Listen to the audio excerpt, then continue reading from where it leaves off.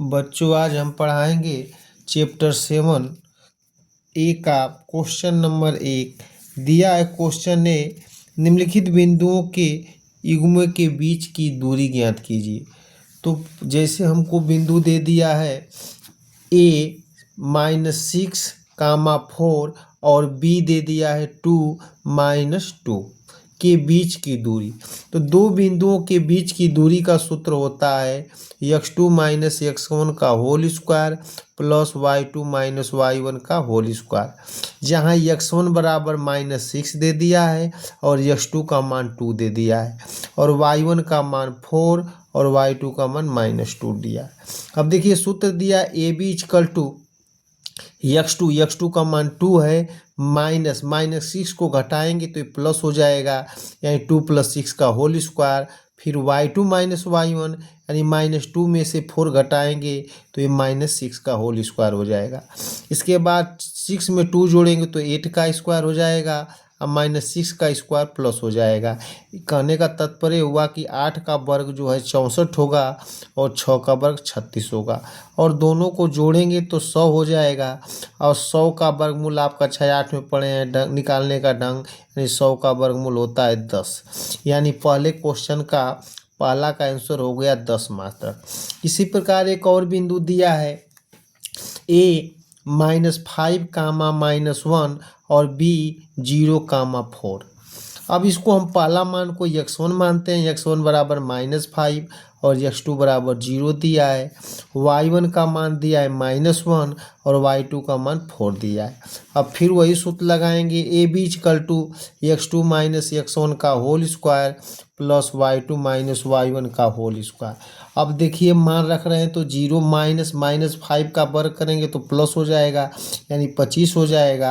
अब -1 में -4 जोड़ेंगे तो यह भी जो हो जाएगा 5 होगा और 5 का वर्ग जो भी 25 होगा।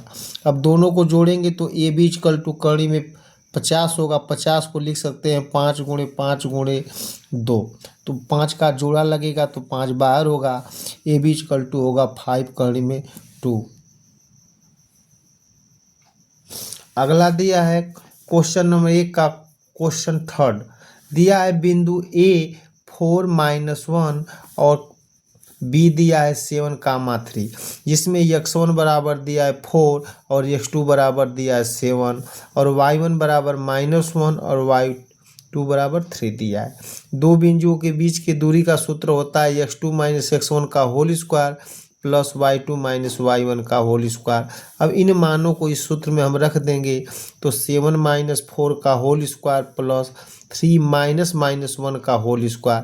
कहने का तात्पर्य हुआ कि 7 में से 4 गया तो 3 का होल स्क्वायर हो गया, इसमें माइनस को गुणा करेंगे तो +1 होगा, 3 में 1 जोड़ेंगे तो 4 का स्क्वायर होगा। ए बी इक्वल टू हो जाएगा 3 का वर्ग 9 और 4 का वर्ग 16 हो जाएगा। दोनों को ऐड कर देंगे 25 होगा और इसका वर्गमूल 5 होता है, यानी बीच ए बी के बीच की दूरी 5 मात्रक होगी।